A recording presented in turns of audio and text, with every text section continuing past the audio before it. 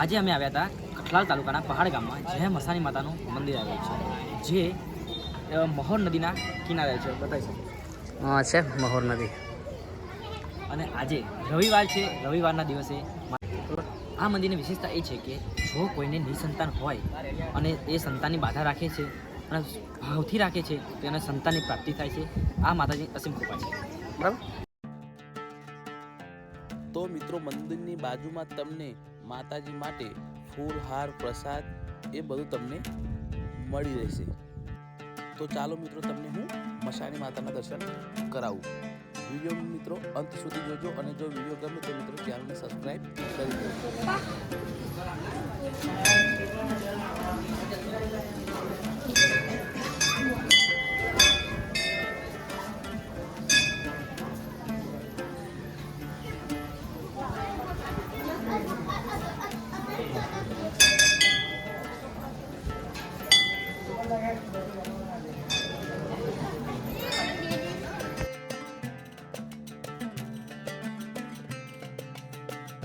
તમે જોઈ શકો છો મિત્રો, આપણે અગરબત્તી એવું કરી દીધી છે અને આપણે શ્રીફળને વધેરીને માતાજીના હવન કુંડમાં હવન કરી દઈશું.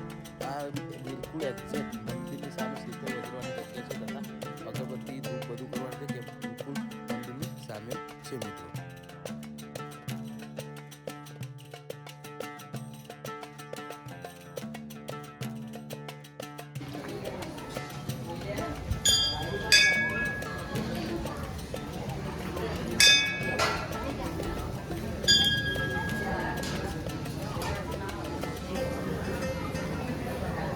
મિત્રો, આ છે શ્રી આદ્યશક્તિ મસાણી મેલડી માતાનું મંદિર.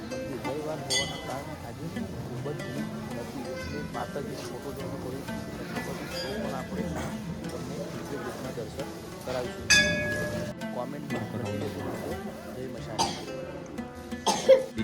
અહીંયા મિત્રો 3 મંદિર આવેલા છે. એક મહાદેવ માતાનું મંદિર, એના બાજુમાં ચોપડી માતાનું મંદિર આવેલું છે, અને તેની પાછળના ભાગે કાળ ભૈરવનું મંદિર આવેલું છે. અને જેની પાછળ જે હોય છે તે મહાદેવનું શિવલિંગ આવેલું છે, જેને આપણે દર્શન વિગતવાર કરીએ. ચાલો. તો મિત્રો, આ છે ઝોપડી માતાજીનું મંદિર, જે મસાણી માતાના મંદિરના બાજુમાં જ આવેલું છે.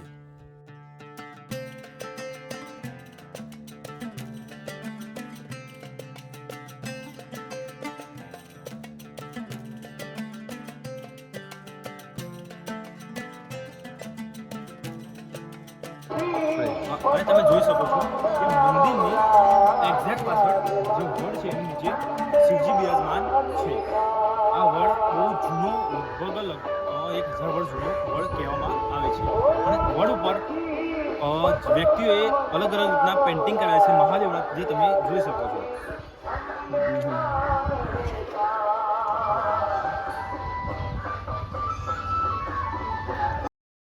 તો મિત્રો, મહાણી માતાના મંદિરની પાછળ ભગવાન ભોળેનાથનું મંદિર વર્ષો જૂનું આવેલું છે, જે તમને હું બતાવું, અને જે ખંડિત અવસ્થામાં બિલકુલ છે, જે તમે જોઈ શકો છો. તો તમારે જવું હોય તો નદીમાં ક્રોસ કરીને તમારે જવું પડશે.